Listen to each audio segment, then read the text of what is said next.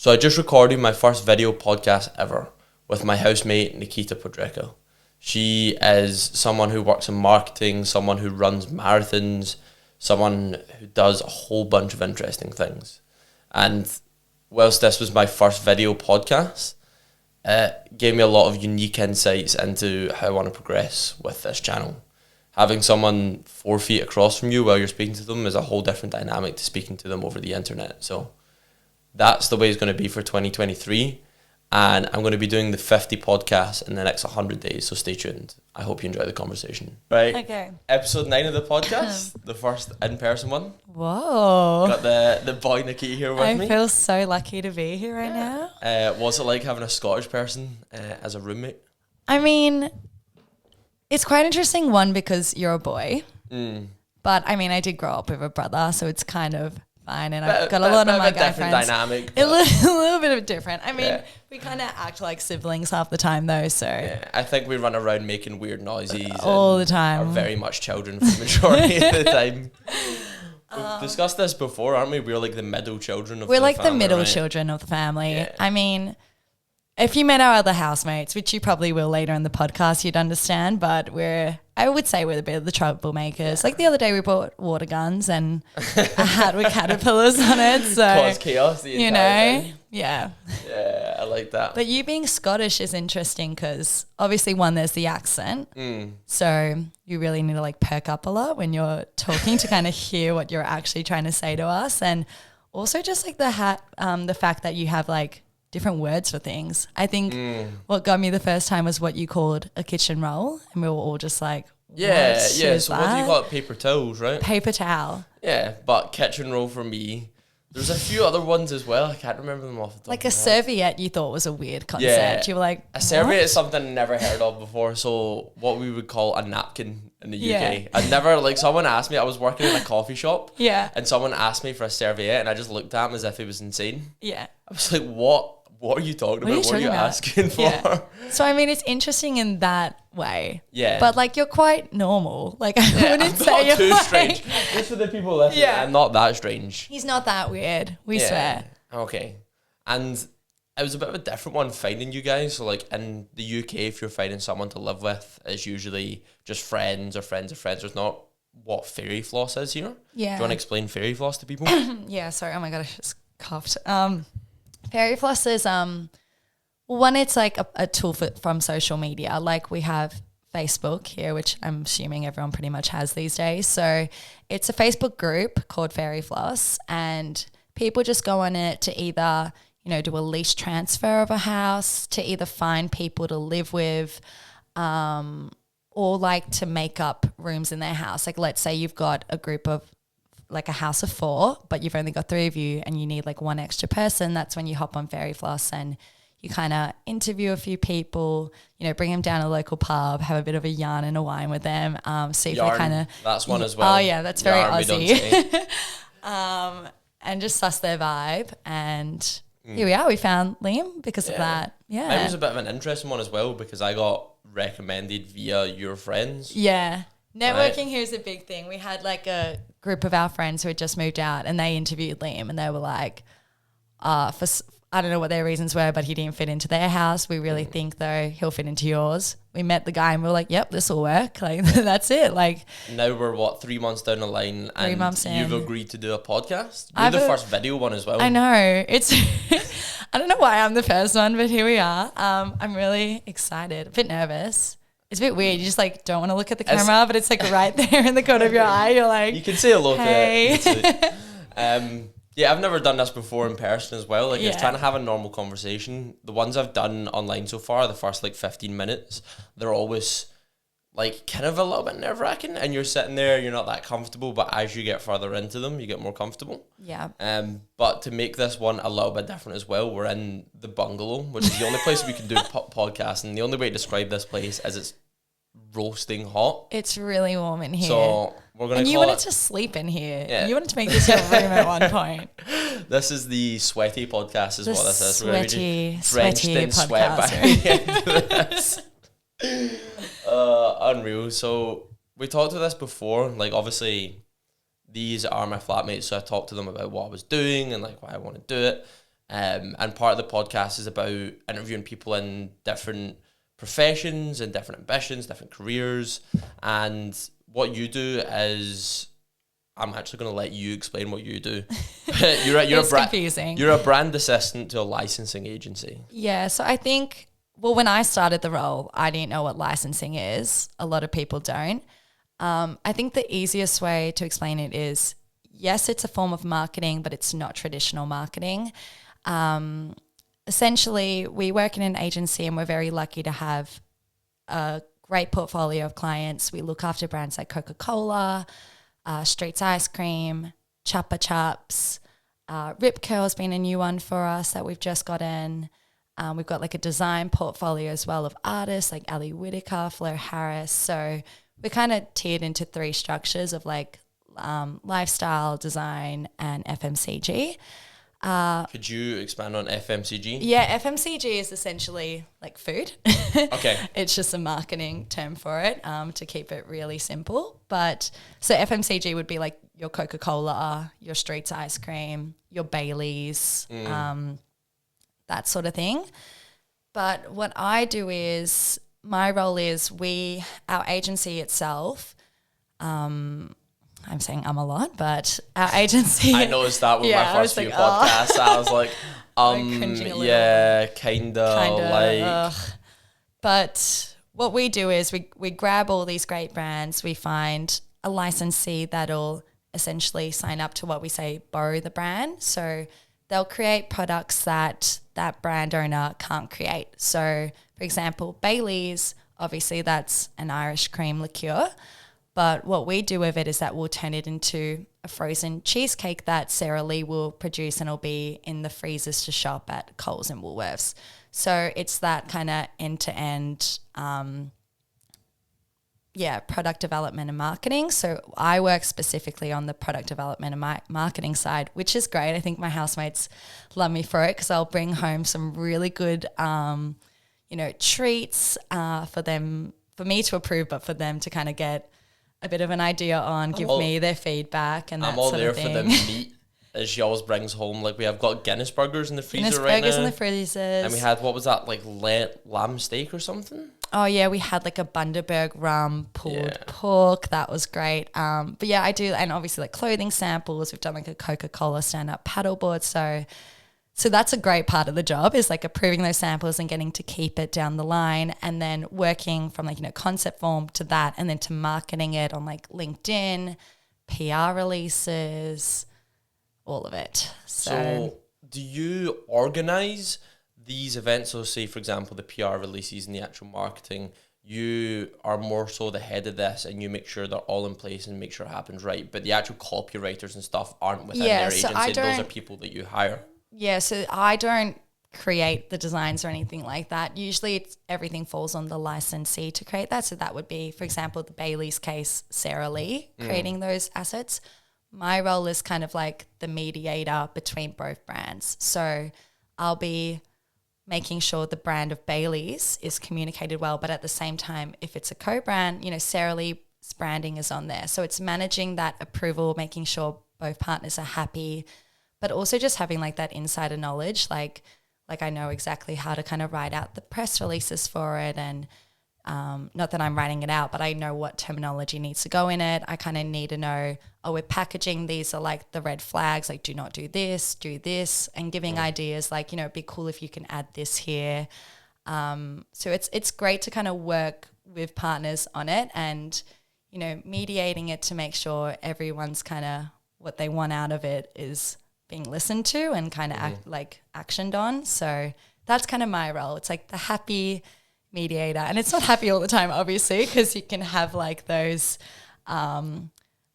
differences of what people want. So it's kind of managing expectations, but there is a lot of perks, but there is a lot of late night calls that can come out of it, or, a lot of, people being frustrated. And you're the fall guy that has to deal with that, right? Yeah, you just need to kind of take it. And I feel like I've got a good personality that works with that. I can kind of take it well and write something back without, not being harsh, but at the same time kind of getting your word to the across. point as well. Yeah. Do you ever find brands that just can't work together, like they can't seem to find a happy medium and it just dissolves?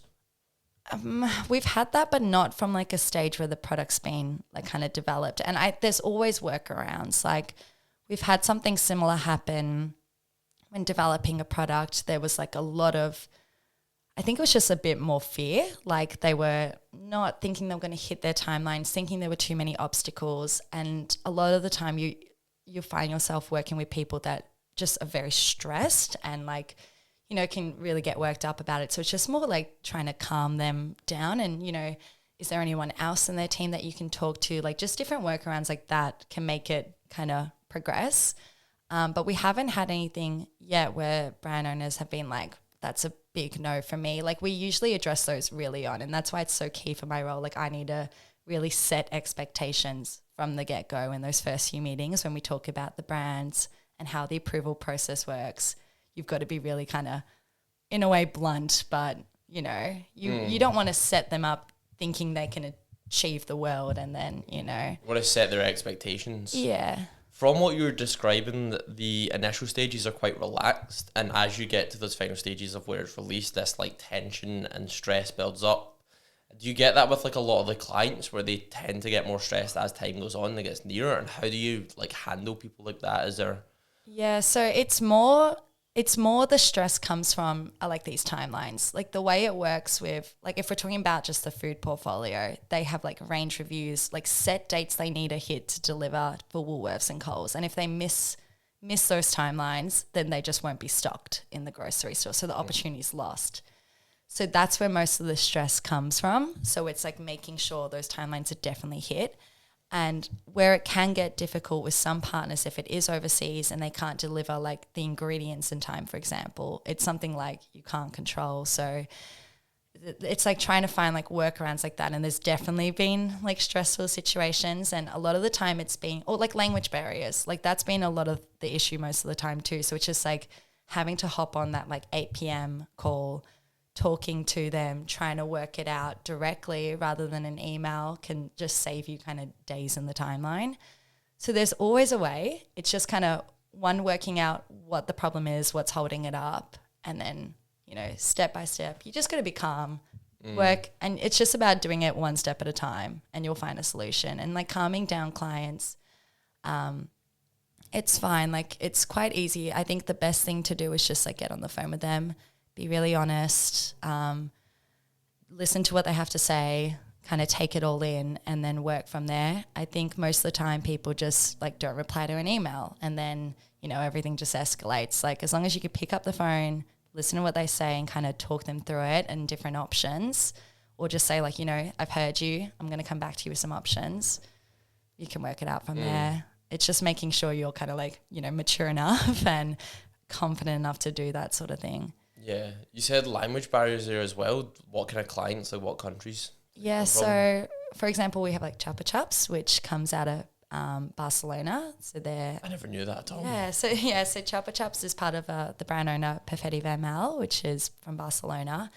And most of the time they're French or Spanish. So it's just kind of like when I'll be emailing them, for example, there's a lot of like, you know, typos in their email, or they'll word things differently because they just, you know, can't do the sentence structure right. And that's that context will matter so much, right? It obviously means a lot. So it's like sometimes you just need to see them on a Zoom, I think also works, because then you see them face to face, you can like kind of read through the lines of what they're trying to say and you're like, oh, do you mean this? And then you finally get to a point, you're like, oh, okay, no, I get that now. I know kind of how to work around this. But so that's why it's so important to pick up the phone call. And I feel like a lot of people these days, and maybe because it's, you know, how we all grew up and coming out of COVID, are just too scared to like actually call people. Get on a phone call. Yeah, we're all very screen focused. So there's a famous comedian, a Scottish guy, Kevin Bridges, and he's like, he's saying how people can message people all the time, but they can't even phone a Chinese anymore. Yeah. Like people, like I get it as well. Sometimes when a random number phones me, I don't pick up as well. But yeah, like conversations and better always kind of navigate quicker. It's always like easier to navigate. I think most of the time it's just like fear. People are either too lazy or scared to actually talk to someone in person, which sucks that that's kind of what we've got into, but Yeah. So like I can imagine, especially with building up these brands to this deadline as well, a lot of people will be like, oh no, like I'll get to it later. And you're the person that has to herd them round and be like, it's let's go, which is very congruent with your personality, to be fair. Which kind of leads me on, like, I was going to ask, what sort of people do best in your role? What are the characteristics of someone that's going to really succeed in what you're doing? I mean, I think anyone in marketing, you've got to be a people person. You need to be, like, confident. You need to be able to, like, talk to people directly. You need to be able to kind of, like, read through a brief and pitch it to someone and kind of know the gist of it inside out. So you need to be, one, really willing to know all the finer details, be really passionate about it, be able to, like, talk, project, and then meet all the people you're working with. Like, marketing half the time and licensing especially is a lot of networking. You'll be meeting people from, like, all over the world. You'll be working with teams of people, different copywriters, designers. So it's all about just, like, those networks you need to, you know, have a foundation with and building up on it. So and have you found that process more of a conscious thing? Is that something you're taught from your superiors on how to speak to these people and, without seeming negative, get what you need out of them as well? I think it's a bit of both. Like, you definitely learn the right way to talk to clients, because there is a right way and there is a wrong way. But I've always been a very confident person, a very confident kid. I've never, like, I was that kid that always would go to parties, just run as soon as my parents dropped me off, like, didn't say goodbye, ran into the party, would make all new friends. I would go first days of school, not be nervous at all. Like, I don't get nervous. I wouldn't stand up stage and get nervous. And I think that's, like, a really key thing, especially in marketing. Like, you don't want to look like, you know, you're nervous. You always have to appear confident, and you always have to be friendly and loud, and this is my voice, like, listen. I feel like I've always been like that, but being taught the right way of how to talk to people is, like, something you learn through work. Yeah, so channeling that personality into the exact right format to be able to speak to these people. Yeah, you need to be polite in a way but still be assertive. And that's something I've learned through work and other personal things in life. But, you know, you can't think something poorly about a client and then actually say that to them. You're just going to lose so much money for the business, lose so many connections. So it's that balance. Yeah. And with this, how exactly did you get into this role? So you said obviously your personality is perfect for it, but you studied at university and stuff. Like, talk me through that. Yeah, so I studied at RMIT and I did advertising, which is not what I do now. And it's obviously, like, advertising isn't a specific course that you can do in the UK. Oh, really? You can do marketing and you can do things around that, but there's no specific course that's like, this is just advertising that we do. So that's interesting. So mine was part of, like, a Bachelor of Communications, and my major, which is your whole focus, was advertising. And from what I actually originally, I was going to do media and go into film and the whole production side. And then I kind of realized I kind of like the whole strategy and, you know, talking to people. I don't want to be that person alone in an editing room. Like, doesn't really suit me. So I went into this kind of to change into advertising, which was really fun. It was great, but I kind of realized, I like the first part of it, like that whole brainstorming, talking to people, working through problems. I don't like, you know, actually designing. Like, I can actually design, but it's not what I think I'm the most skilled at. So that's what I started. So I started with advertising, did my course. One of the great things about my university is we have, like, an internship program within it. So I was very lucky to kind of find an internship at Carl's Jr., which is a really successful, like, American fast food burger chain in the US. So it's, like, just come to Australia and is doing, like, that whole grassroots marketing now to get to where they are in the US, but doing it here in Oz. So I worked for them, but in their marketing team, which has some similarities with advertising, but it's a lot more strategy focused, which is why I liked it. It's a lot more being on top of the brand, creating designs for them, like their menu boards, like, which is just weird in itself, is like knowing how much thought people go into of where each item should sit on the menu. And like, am I right in saying it's like the top left of the menu is like your kind of peak items that everyone, like, draws attention to? It's actually, if there's four 4 panels, it's the second.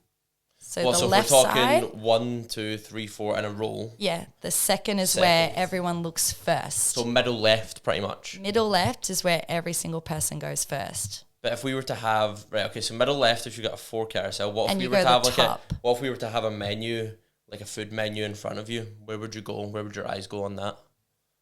If you were in a restaurant, Is it just a single page? yeah, single Yeah, page, just the top. top left, right? Yeah. And we read down from And you there. read down. Yeah. So you learned about that in your course. You learned about that through that internship. I learned about all of that stuff through my internship. Like my course was like, it's great. Was that piss around? A little, but like it's that part like taught me more about like the foundations of strategy building and, you know, how businesses work and that sort of thing, which is great. But learning like those real life experiences is just so much better than just sitting down in the class and, you know, learning how to design a website banner, for example. I think that's pretty evident across all facets. Like there's this whole movement for people to not go to university anymore because of like the best way of learning about business or anything like that is to just go out and do it. Yeah.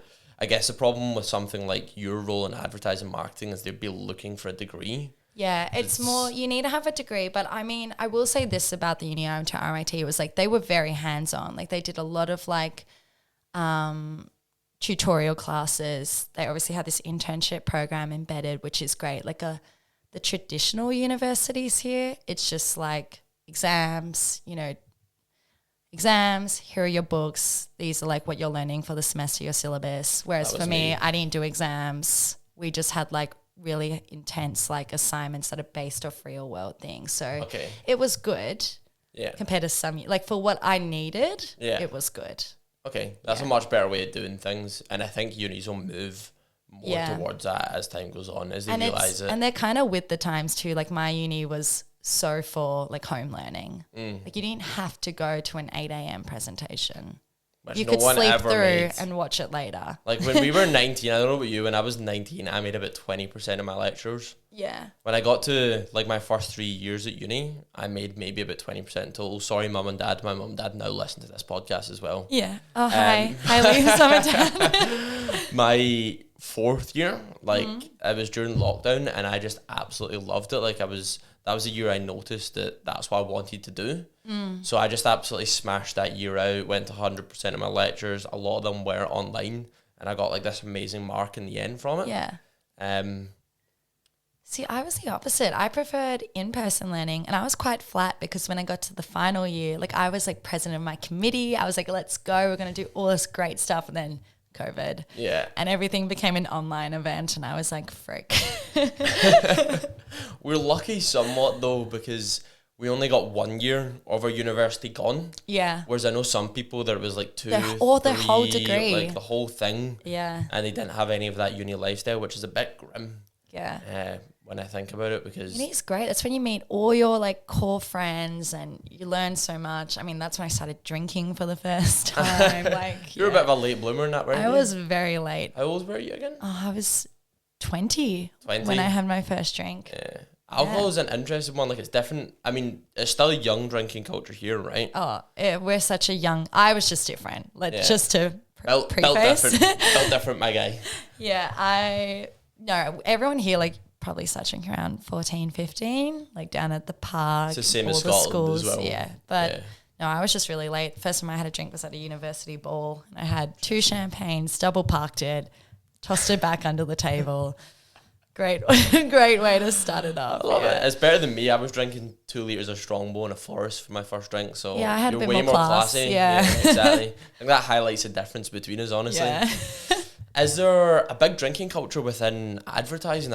I just assume that there is. It seems very Don Draper, like Mad Men type of vibes. It is. And that's like also part of the reason why I studied advertising was because I watched that TV show and I was like, this is sick. But yeah, for sure. Like we have so many networking drinks, client drinks.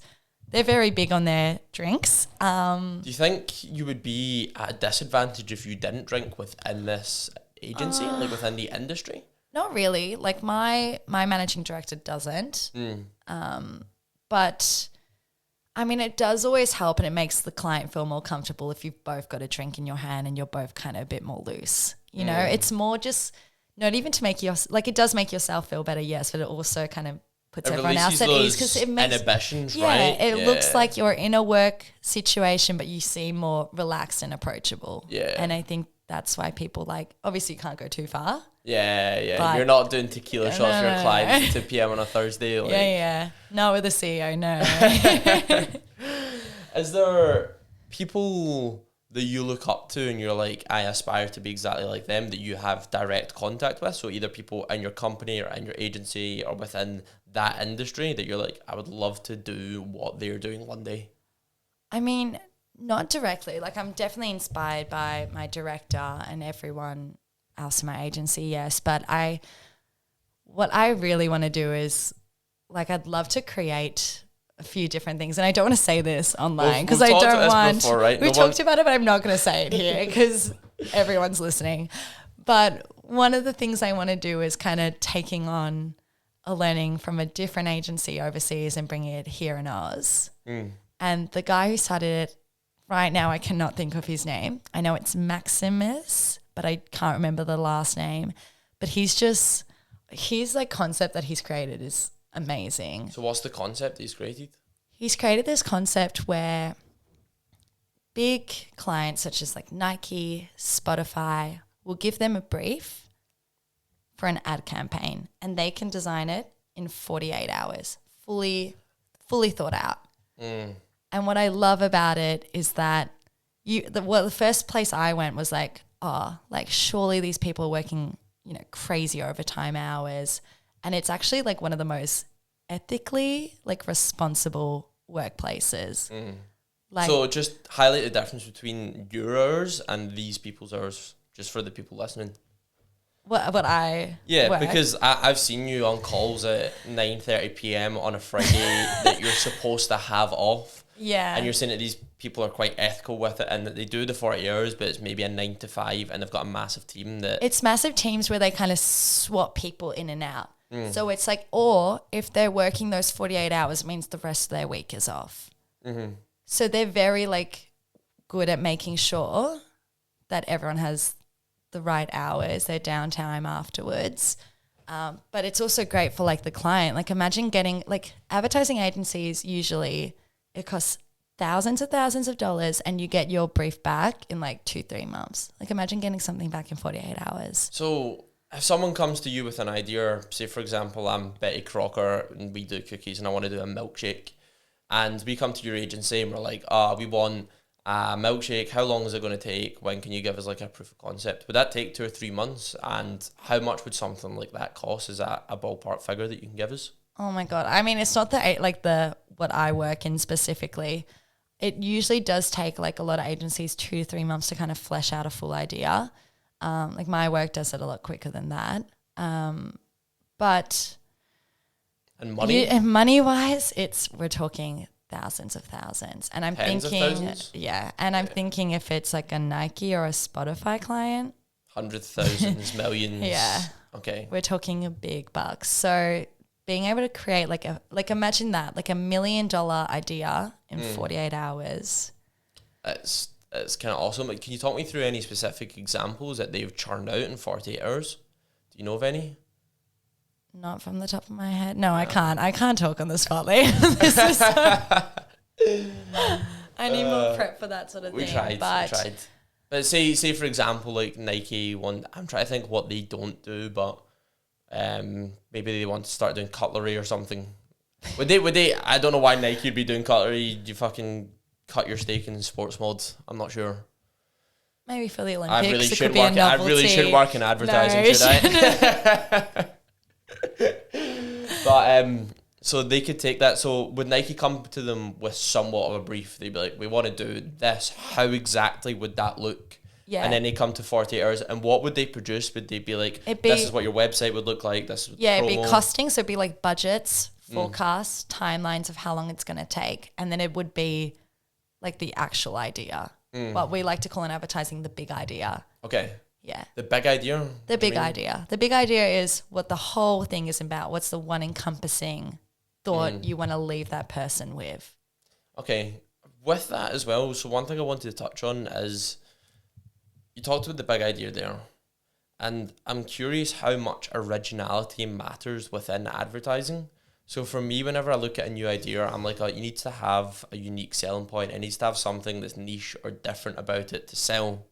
But do you ever get brands that come to you and we're like, oh, we just want to do maybe something. Oh, like fluff? Yeah, just like the same as someone else, but they just know it's a moneymaker. Yeah. What's like the ratio of like really original ideas to I think it depends on a whole lot of factors. I think it depends on what you're trying to actually sell. Like, are you trying to sell product? Because if you're just trying to sell things and you want it to be gone fast, you want a fluff kind of story. Like something with pricing. If it's you're selling like a burger, like you'd want the burger right up in your face as a hero. You'd want the price really cheap, low value, and like a now, quick, like, you know, using those sort of terminology. If you're doing something that's like a product that's much more meaningful and like has a very specific target audience, that's when you'd be doing like a more, you know, big idea, emotive driven campaign. Okay, so it's got like more of a story behind it? Yeah, I mean, it just depends. I think it depends what the product is. Places like Macca's, don't get me wrong, even though they are value for money and that sort of thing, they've gotten to a point in their branding where it's everyone knows who they are. Yeah. So they have the money and they have the time now to actually create more stories and memories and approach their customers at that angle, because people know what McDonald's is. It's more the startups, you know, that have value that try to get those fluff pieces out there just so you can just see their name, see so the startups actually try to get fluff pieces rather than the unique pieces, because my concept of a startup's like it needs to have something fucking amazing and unique about it to be able to really stand out from the rest. I think it depends again what you're selling. So like if you're like a brand new burger chain and you're in an oversaturated market, you kind of want those fluff pieces. Like you don't have the money all the time to create anything niche because you just got to sell your product. But with other things, like if you're starting a company from scratch and it's all about something really emotive driven, like for example, like your cold brew, like yours has like a proper story behind it and like an action you want people to have out of it, then you'd be doing, like you said, like a story advertising. You wouldn't be just selling the product, because then no one knows, why are we buying it? They'll just buy it thinking it's just cold brew. Yeah, you know? It's just another thing. It just depends, I think, what the product is, what the market is, and also your time, money, that sort of thing. Okay. Those variables. It's a lot. I can't give you a straightforward answer to that. Okay. We love a roundabout answer. Going back to what you said that this 48-hour cycle, this company, they take it from a foreign place, they brought it back here. You said you'd like to do something similar. So within that, you'd like to own the company or you'd like to work within it? I have two ways I want to go in life. I either want to be a CEO of a few different agencies here, or my own. At the same time? Maybe. Depends how financially backed I am. Is that a first? Is that a first? I could do it. I could be like a multi-billion. But yeah, I've got like 3 big ideas. 2 are like agencies. One's kind of like a QSR I'd love to start up that I don't think. QSR? Quick service restaurant. Sorry. There's so much analogies and terminology. Sorry, it's my marketing mind just like. So those are like, I'd love to do that, or I would love to be a brand manager for like one brand, and I'd love it to be Nike. Okay. Yeah. And I mean, I know why you want to work with Nike, but just for the podcast, can I go over a bit about why you'd want to? Yeah. So Nike, one, I think as a brand is just great. They're so cool. Their motto, just do it, is just so simple. Every time they put out a campaign piece, it's always got a story to it. They're always, I feel like, going forward with everything they do. The brand culture there is apparently amazing from what I've heard. Same with the work culture, which is always great to hear as someone who wants to be employed there. But I mean, I go running every single day. My uniform is my Nike. I'm not wearing it now for the podcast. I already got out of my running clothes this morning. I was thinking that we should have done like a sports thingy for the podcast, because one of the things, like, we went for a run this morning. We done a little 7K. Yeah. And we're going to do a marathon and a half marathon, or a half marathon and a marathon in the new year. Yeah. But one of the ideas for a podcast at a later time is we do the first half of the podcast, then we run a marathon, and then we do the second half of the podcast after that. It's such a great idea, isn't it, guys? We'll be exhausted, but it'll be really funny and really good, I think. We'd be so out of it. People are going to listen to dribble. Like, I'm curious to see where the mind is after it. So for me, like, that's something I want to touch on, but for me, I've never done a marathon before. The most I've ever done is maybe 15 miles. So just over a half. And a marathon seems to me like one of those things that's sort of insurmountable. Like, it seems like this impossible task, even though I know it's within my grasp. Yep. Like, I've never attempted it. But for you, you've done what, 4 now? 3 going to my 4th. 3 going into your 4th. Yeah. Talk us through your first one, because you've done your first one really young. Yeah, so I did my first one when I was 20. I had this whole thing in my head that I wanted to do it before I became an adult of 21. Also, I was like, it'd be cool to be, in the 21st speech, like just casually check in. So proud of our daughter, Nakita, for running a marathon. But so I ran it at 20. Let's just stop on that for a second. That's not many 20-year-olds can say they've ran a marathon, right?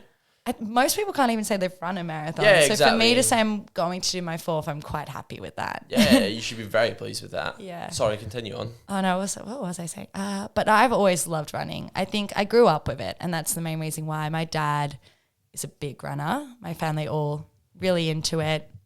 They run it with me every year. We do the marathon. It's our family tradition, which is so fucked up, but that's what it is. We all love it. It's better than a family tradition of just like getting drunk and doing nothing. Exactly. Do you know what I mean? It's a really positive tradition to have. We're a very exercise-based family. We do a lot of our things. Very fit family. Very fit. I didn't want to, don't want to. You got to brag a little bit. You got to brag a little bit. So yeah, I grew up running with Dad. Like, I remember like the first time I went running, we were on the beach together and Dad just started running. I just ran next to him. I just kept going for like miles, and he was just like, let's see how far we can go, and just like didn't stop. Didn't get tired, it was fine. And then as soon as I could start competing, obviously did that whole thing. But for me, running is more like, I don't like, obviously it's great, you get great exercise and that sort of thing, but for me it's always been about family time with my dad and my uncle and everyone else who runs. But it's something I just really enjoy. Like, I love being able to wake up in the morning, go do a good run, even if it's a 3K, just getting out and doing something, being in the fresh air, have good music, don't have good music, chat to the person next to you.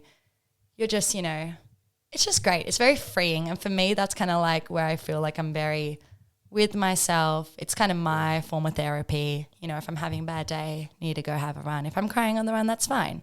But, Yeah, I've seen that as like a rejuvenator for you as well. Yeah. You'll come home after a stressful day and you're like, I need to go run. I need to. Yeah. It becomes a need. Like, I have a really shit, stressful day at work. I have to go and run it out. It's my way of kind of dealing with things. And it's quite good that you've got like a knowledge of that, because not a lot of people know what it is. I'm very self-aware when it comes to that sort of thing.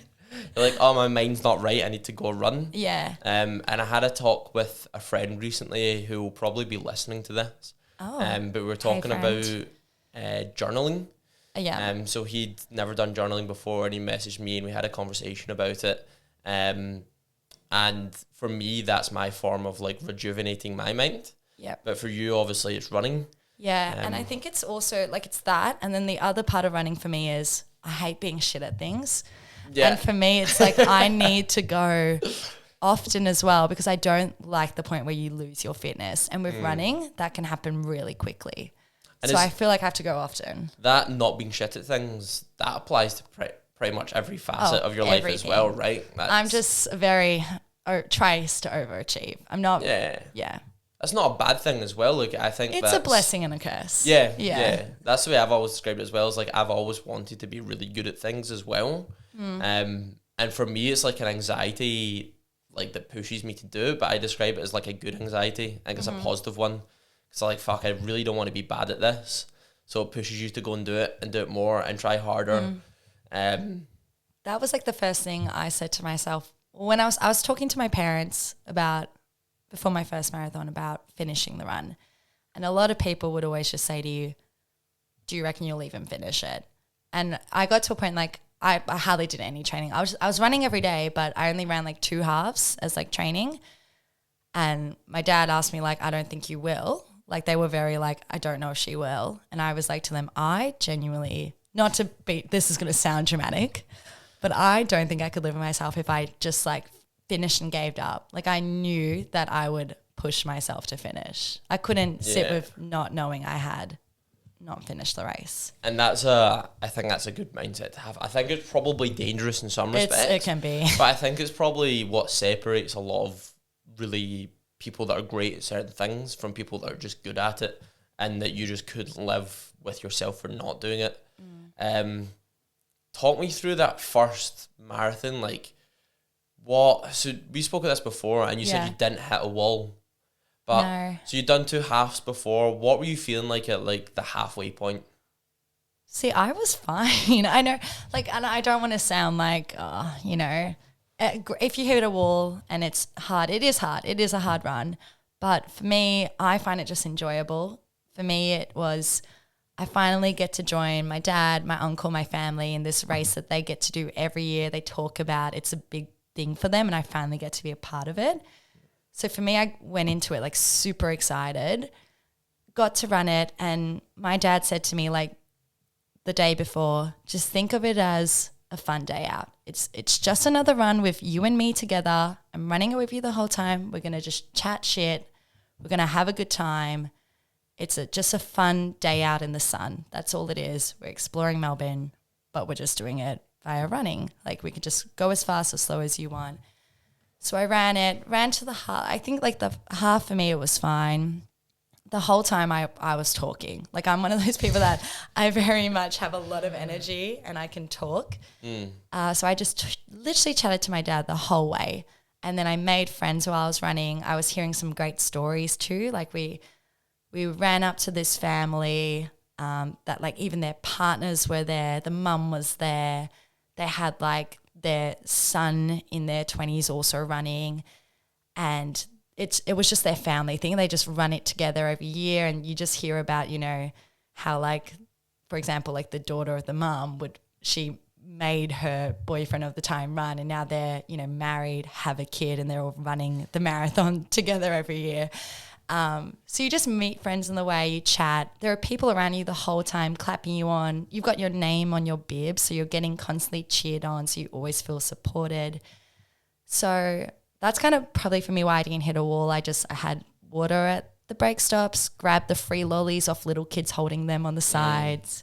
So it's all that distractions and the fanfare and the conversations and stuff. It's those healthy distractions and just constantly thinking in your head, I don't need to hit a certain time. I'm not running 42.2 kilometers. Like I'm just here because I'm here with my dad. This is a normal run for us like we do every Sunday. There's just more people around. Yeah. More opportunity to make new friends. I don't know. And you never got to the point, so obviously you didn't have a wall, but did you get to a point where you thought, oh, my legs are for me, fucked, I want to stop? It's sore. Like you feel sore, but you don't feel really sore until you've crossed that finish line and you have to stop. It takes me so many meters to just stop still because you've been moving the same pace and bending your legs a certain way for so long that when you have to just stand still, you feel everything. You're like, holy, sitting down and getting to that full, oh my God, it's painful. You can't walk for like a week afterwards, but it's worth it. I know that sounds bad, but it's worth it. Yeah. And was that how painful it was the first time you done it? The entire week after was the whole week I couldn't walk. Like nowadays I couldn't walk. Like I needed support to walk. I could walk, but couldn't really walk for like 2 days. Okay. The first time it was a whole week.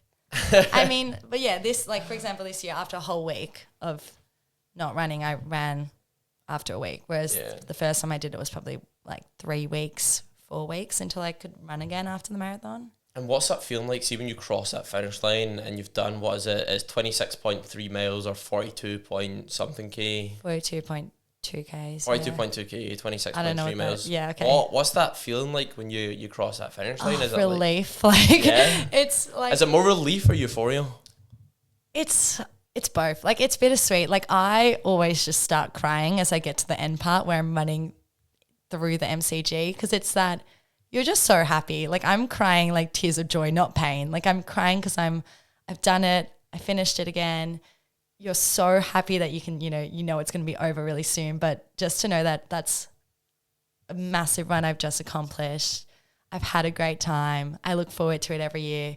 And it's now I'm like, oh, I have to wait a whole new year for it. But I'm just so happy. I'm like crying. I look like a mess. Like I'm sprinting through the G, like using up every bit of my last energy and just crying. But you're so happy. Like it's a euphoric feeling for sure. Yeah. I love that. It's really aspirational. Like I think a lot of people want to do something like that. And I think the thing about the marathon is that it sets this thing that seems impossible.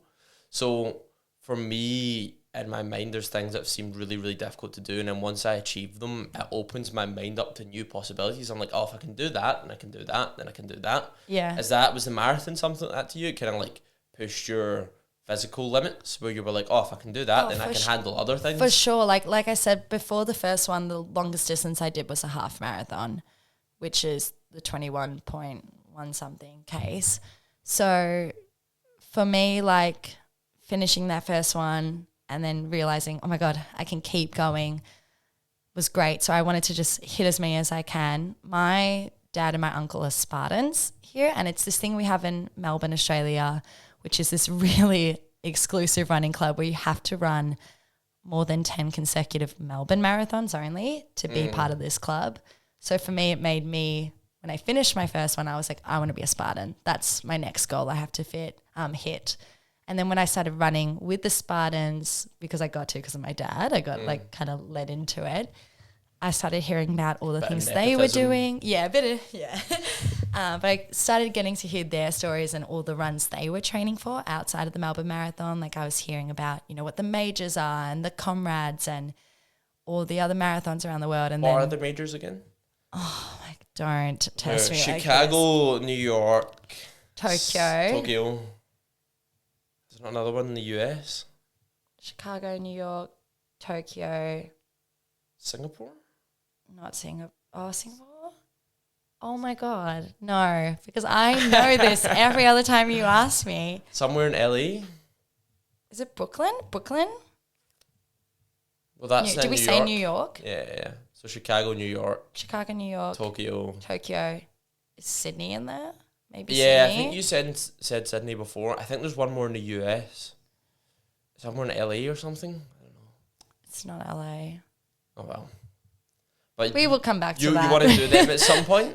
Yeah, I want to do all of them. I want to do all 5. I just think it'd be really awesome just to say I've done it. And also it's a good excuse to travel around the world as well. Also to see the different courses. It's like every course is really different. So, and you hear about it and the energy is different. Apparently the New York one is way bigger than the one here in Melbourne. Like I'd love to just experience how many people run that. Is it Boston? Boston, yes. Yeah. There we go. There we are. We got there in the end, lads. We got them, boys. Okay. So I want to do that, and then the comrades too, which is an even bigger thing. That's 90 kilometers. 90 in Africa. Jesus. Yeah. Good luck with that. Yeah. We're already sweating in this absolute so sauna of a podcast room. So you said you want to do it for like traveling as well, to see different places. Yeah. So one thing we discussed before is I've obviously done a good bit of traveling before I came here, and I've been in Melbourne for just over 3 months now. And I love this place. Like I think there's so many amazing things about Melbourne. I think it's really lively. There's so much culture to it. The way you guys do things, like having barbecue pits outside, having events on all the time, it's just different to anywhere else I've ever lived. You said you can see yourself living here long term.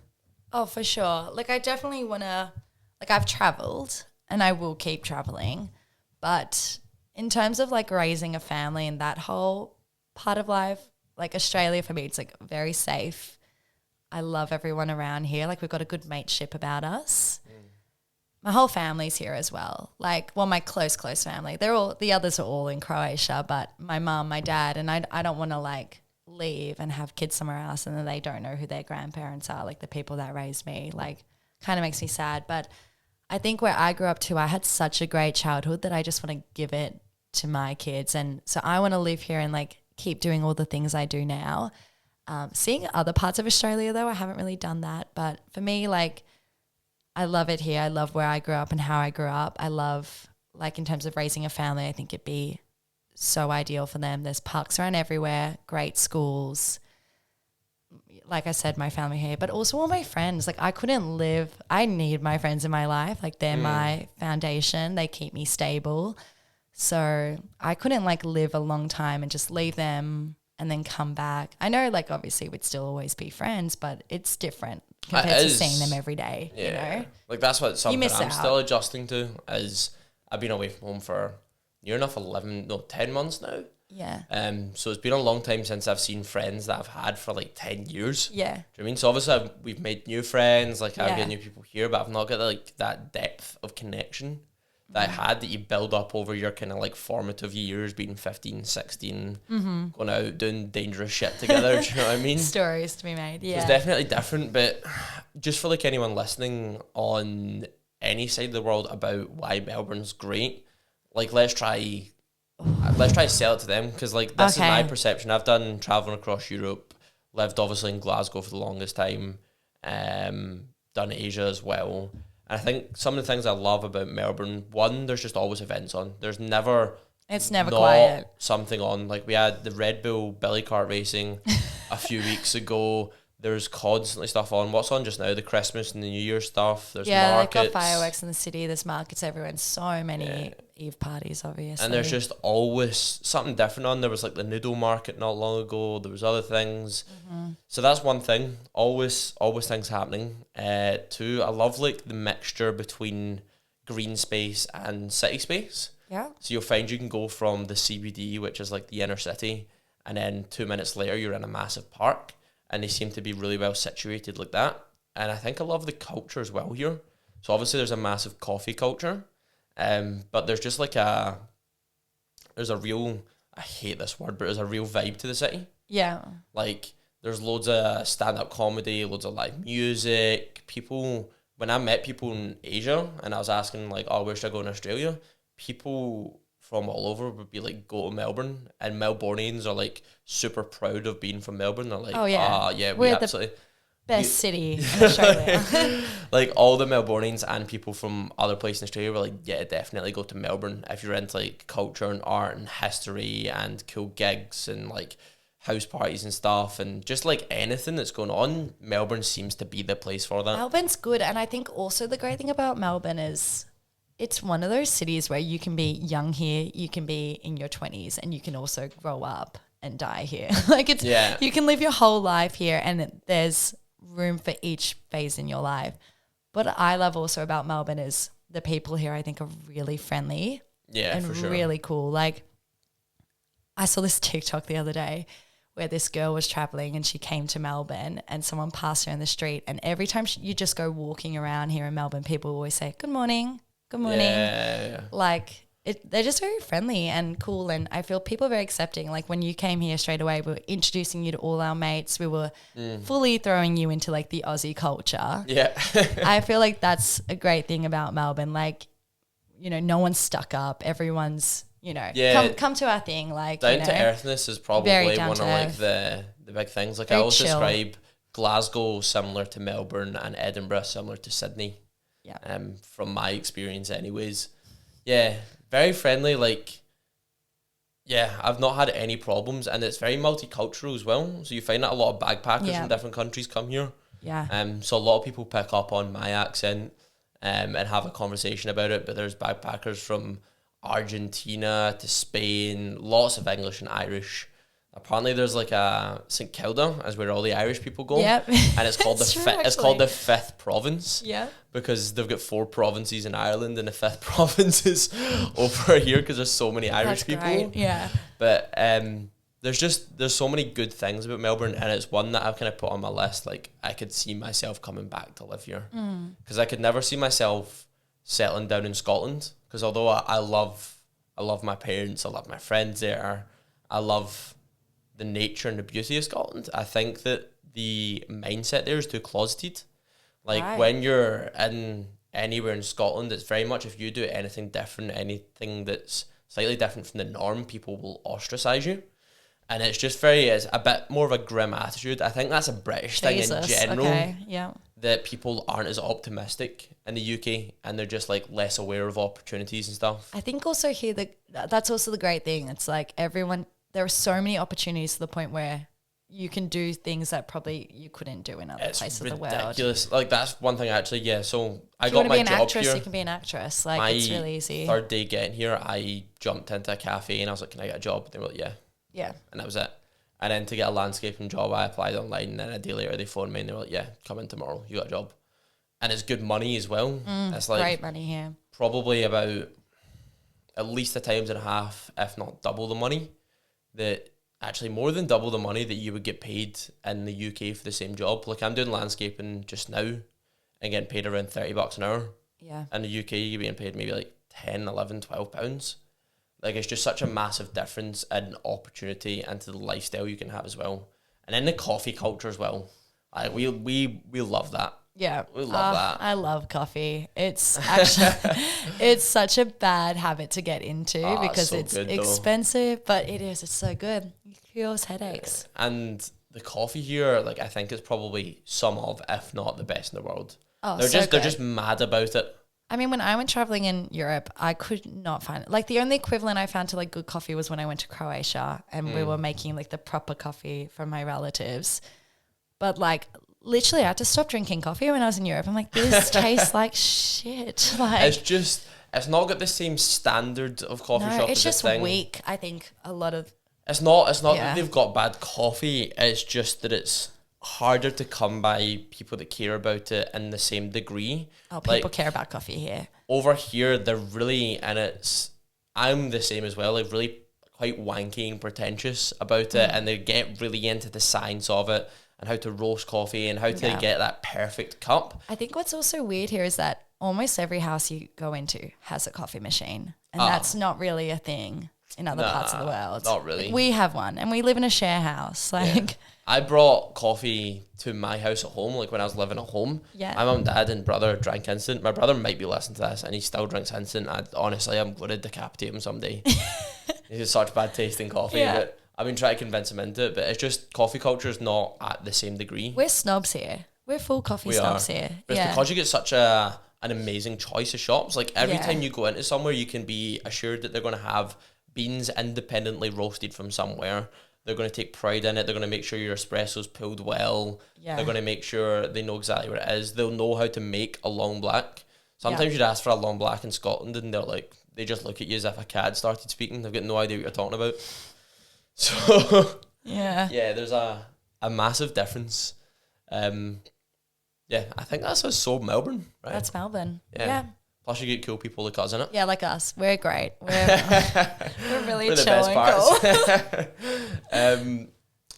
Usually with the last part of the podcast, we go over a bit about like the person's character and how they think about themselves and what they think about personality. And a fun game we played last month, or I think one of the first months, we're like, we need to give everyone in this house one word that describes them. Yeah.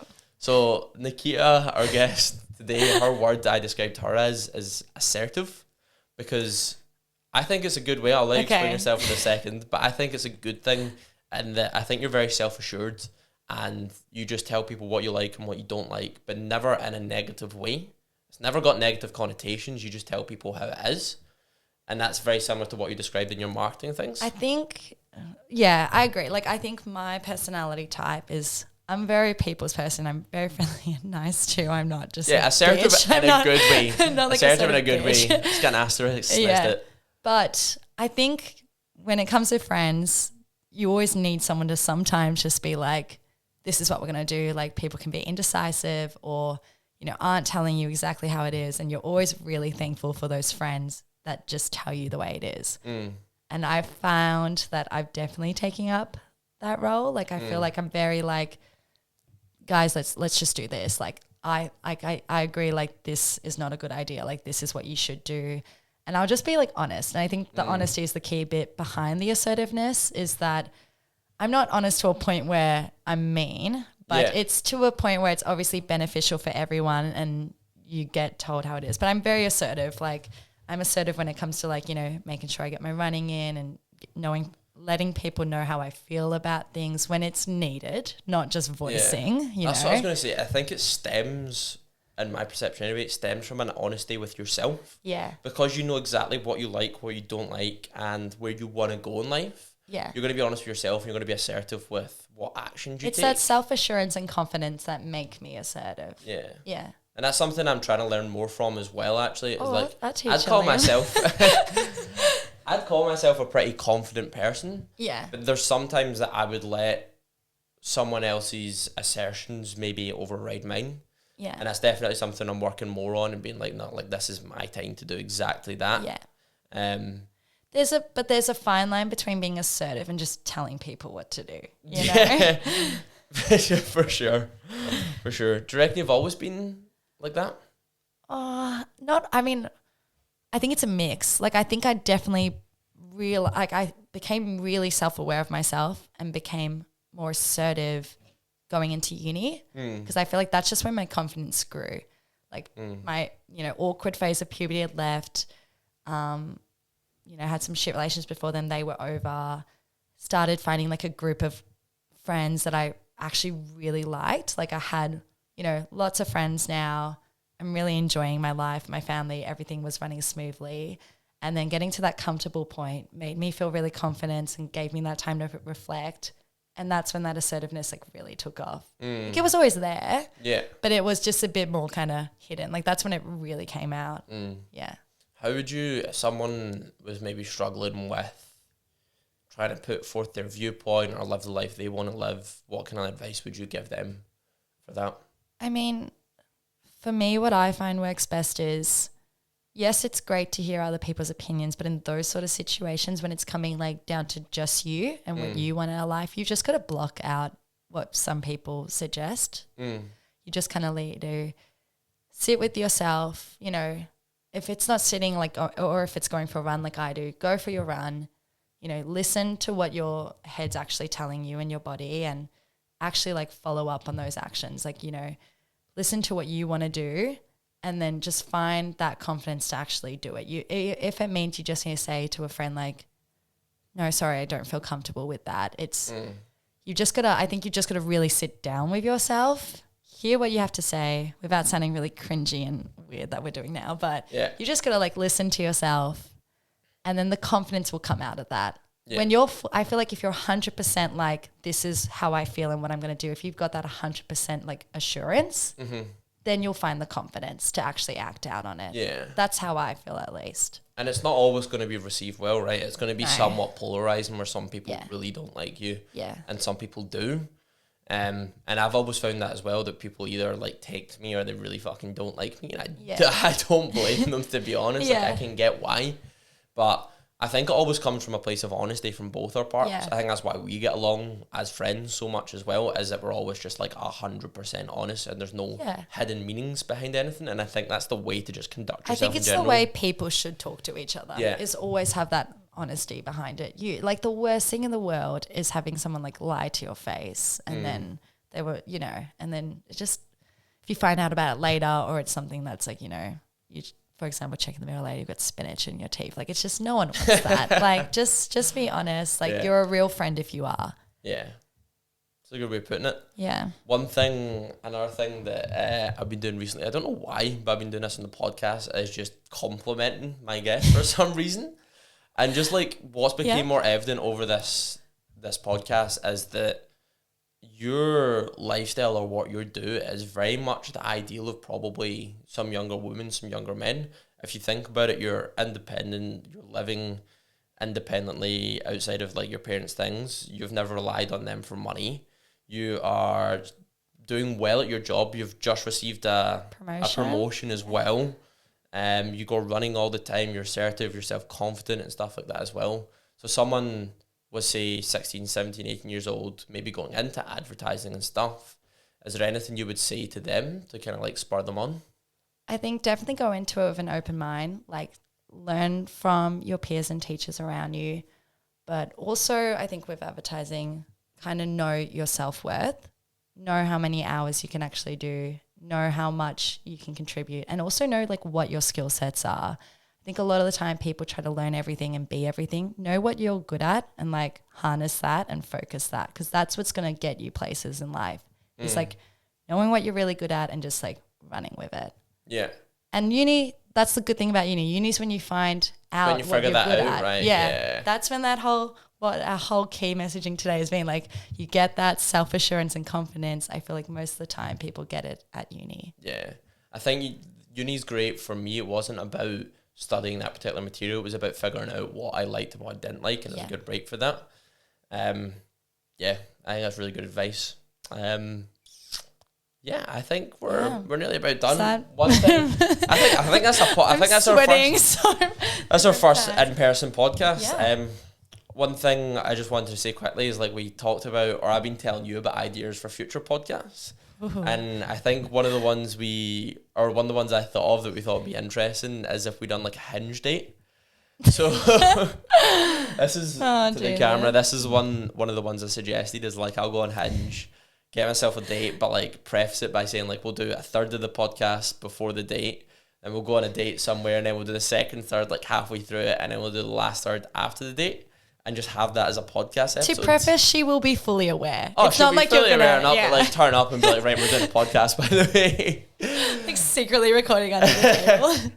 But yeah, I think that'd be a really interesting, because I've never seen that done in a podcast format before. It could end up horribly well, like horribly badly, but I don't think so. I think I'm pretty charming. I think you need to find the right girl who will say yes to it. Yeah, and then you're gonna have a winning podcast. There we are. Yeah. Smashing, right? That's us. You want to say anything to anyone listening? Because once this is all edited and it's like uploaded and stuff, you're welcome to show your friends as well. I love you all. Follow your dreams. Yeah, we'll finish it there. Thank you, Liam.